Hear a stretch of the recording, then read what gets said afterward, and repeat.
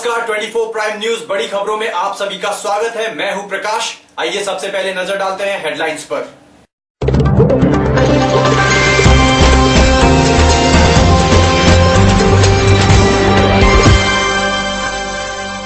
कानपुर में राहुल गांधी ने किया चुनावी रैली को संबोधित।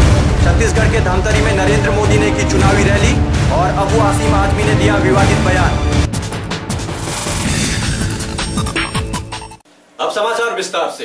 मिजोरम में एकमात्र लोकसभा सीट के लिए आज मतदान किया गया। ये चुनाव त्रिकोणीय मुकाबले का गवाह बनने जा रहा है। आज यहां लोकसभा चुनाव के साथ ही हरंगटुर्जी विधानसभा सीट के लिए उपचुनाव भी होना है। राज्य में त्रिकोणीय मुकाबला सत्ताधारी पार्टी कांग्रेस, आम आदमी पार्टी और यूनाइटेड डेमोक्रेटिक फ्रंट यूडीएफ के बीच है। यूडीएफ 8 विपक्षी दलों का गठबंधन है। कांग्रेस ने अपने सांसद सीएल रुवाला को चुनावी मैदान में उतारा है, जबकि यूडीएफ ने रॉबर्ट रोमाबिया रायते और आप ने माइकल लालमंजुआला को उम्मीदवार बनाया है। मिजोरम लोकसभा क्षेत्र में 7,02,189 मतदाता हैं, जिनमें 3,55,954 महिलाएं हैं। यहां मतदान केंद्रों की संख्या 1,126 है, जिसमें शहरी क्षेत्रों में स्थित 385 मतदान केंद्रों पर वीवीपीएटी प्रणाली का इस्तेमाल होता है। आंध्र प्रदेश के स्थानीय निकाय चुनाव के लिए आज दूसरे चरण में वोट डाले गए। 6 फरवरी को हुए पहले चरण के मतदान के दौरान 80% लोगों ने अपने मताधिकार का प्रयोग किया था। स्थानीय निकाय चुनावों के परिणामों का प्रभाव आंध्र प्रदेश के विधानसभा और लोकसभा चुनाव पर भी पड़ सकता है। यूपी के कानपुर में राहुल गांधी ने चुनावी रैली के दौरान आम लोगों को संबोधित किया। राहुल ने कहा कि कांग्रेस पार्टी ने किसानों को उनका हक दिया और साथ ही बुजुर्गों के पेंशन का अधिकार देने की बात भी कही। आपने कहा, देखिए अधिकार आपने बहुत अच्छे दिए हैं, रोजगार दिया, भोजन का अधिकार दिया।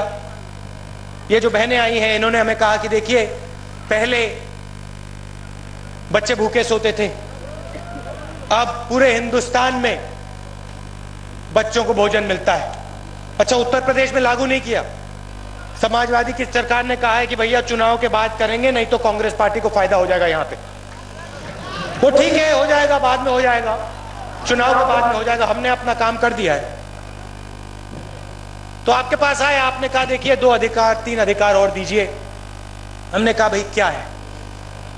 आपने कहा देखिए कांग्रेस पार्टी की सरकार थी राजस्थान में, उन्होंने पूरे राजस्थान को मुफ्त में दवाई दिलवाई, गरीब लोगों को मुफ्त में दवाई दिलवाई। बड़े लोग अस्पताल में जाते हैं, लाल कालीन लग जाता है, बीमार होते हैं, घुस जाते हैं, प्राइवेट अस्पताल होता है। आपने हमें कहा कि देखिए जब गरीबों के बच्चे उन अस्पतालों में जाते हैं, दरवाजे बंद मिलते हैं।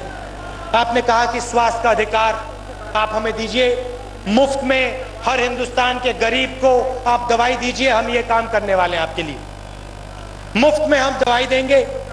हर गरीब को जैसे हमने भोजन दिया, मुफ्त में हम दवाई देने वाले हैं। और अस्पताल के जो आज बंद दरवाजे हैं वो आपके लिए खोलने वाले हैं, अधिकार देने वाले हैं। छत्तीसगढ़ के धमतरी में चुनावी रैली को संबोधित करते हुए नरेंद्र मोदी ने कांग्रेस पर निशाना साधा और कहा कि कांग्रेस के चरित्र में लोकतंत्र नहीं है और साथ ही कांग्रेस परिवारवाद पर विश्वास रखती है। जो सत्ता में है उनकी विशेष जिम्मेवारी होती है कि वो अपने काम का हिसाब दे, पल पल का हिसाब दे, पाई पाई का हिसाब दे। ये उनकी जिम्मेवारी होती है, लेकिन ये जिम्मेवारी दिल्ली के लोग निभाते नहीं है। क्यों निभाते नहीं है? क्योंकि कांग्रेस पार्टी, उसके चरित्र में लोकतंत्र नहीं है, लोकतांत्रिक परंपराओं में उनका विश्वास नहीं है, लोकतांत्रिक व्यवस्थाओं में उनकी श्रद्धा नहीं है। वे वंशवाद से जीते हैं, परिवारवाद से चलते हैं और परिवारवाद वालों को पालते हैं, और इसलिए वो जनता जनार्दन को अपनी जेब में मानते हैं। समाजवादी पार्टी के अध्यक्ष मुलायम सिंह यादव ने चुनावी मौसम में दुष्कर्म पर अजीब बयान देकर विवाद पैदा कर दिया है। ये बयान उन्होंने मुरादाबाद की एक जनसभा में दिया।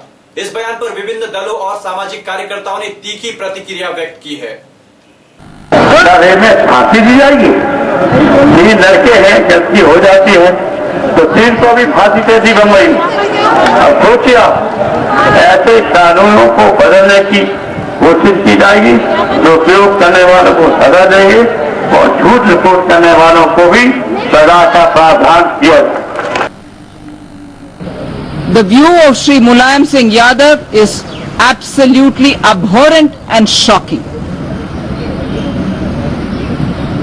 The entire country stood up to what was happening as regards women and rape post that dreadful incident in Delhi. Justice Verma committee went through it in great detail, submitted a report, the law was amended, and even today we are waiting to see the impact of such an amended law so that women and women's position will be far more ensured, empowered, and they would feel far more secure in this country. And at a time when his government, led by his son Shri Akhilesh Yadav, is failing repeatedly to protect women in Uttar Pradesh. मुझ जैसी महिला उसका कठोर विरोध करेंगे। संविधान के माध्यम से बलात्कारियों की मदद करने के लिए कम से कम मुझ जैसी महिलाएं उनके खिलाफ आवाज उठाएंगी और ये भारत की संसद में कभी होने नहीं देंगी। ये वो बात गांठ बांध लें। इसी तरह के लोग समाजवादी पार्टी में शामिल हैं। आप सोचिए कि यूपी में कितना क्राइम होता है, महिलाओं के खिलाफ कितना क्राइम होता है और कितनी महिलाएं डर के कारण आगे नहीं आ पाती।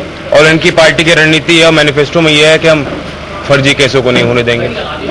उनको ये भी नहीं जानकारी है कि डेथ सेंटेंस सिर्फ उन केसेस में है जहां लड़की की मृत्यू हो जाए। तो पहले कानून को पढ़ लें तब टिप्पणी दें। मुलायम सिंग सरकार भाडे साहेब काय बोलतो तिकडे पुढे म्हणजे उद्या जर आमच्या हातामध्ये सत्ता आली तर बलात्काराचा कायदा आम्ही बदलून टाकू। लाजा वाटत नाही, शरम वाटत नाही ना? यांच्या घरात आया बहिणी आहेत की नाही? मेरे ख्याल में मुलायम सिंह जी इतने सीनियर लीडर हैं, उन्होंने किस कॉन्टेक्स्ट में ये बात कही मेरी समझ में तो आया नहीं ये बात, लेकिन मैं समझता हूं कि इस बयान की हर तरफ से निंदा हो रही है और होनी भी चाहिए। और इससे ये पता लगता है कि औरतों के लिए उनके दिल में कितनी इज्जत है। वहीं उत्तर प्रदेश के मुख्यमंत्री अखिलेश यादव ने कहा कि उनके पिता के बयान को तोड़ मरोड़ कर पेश किया जा रहा है। जमाना बड़ा खराब है, ये चैनलों का जमाना है, मोबाइल का जमाना है, SMS का जमाना है।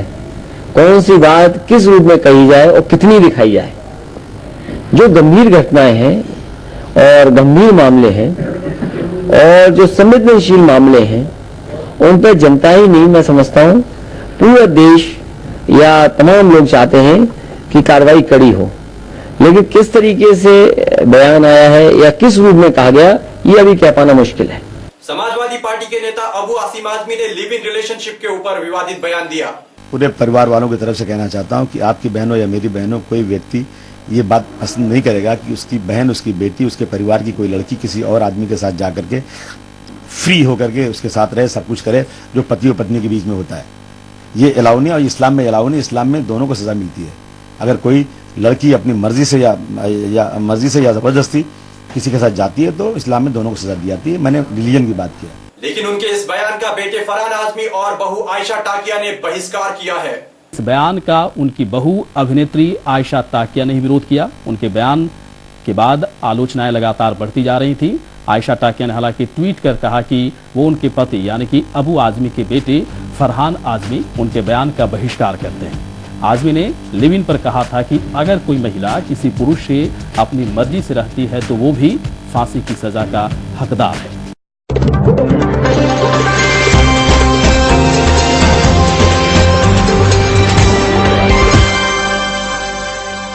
कानपुर में राहुल गांधी ने किया चुनावी रैली को संबोधित। छत्तीसगढ़ के धमतरी में नरेंद्र मोदी ने की चुनावी रैली और अबू आसिम आजमी ने दिया विवादित बयान। इस बुलेटिन में फिलहाल इतना ही, लेकिन देश और दुनिया की तमाम खबरों के लिए आप बने रहिए 24 प्राइम न्यूज के साथ।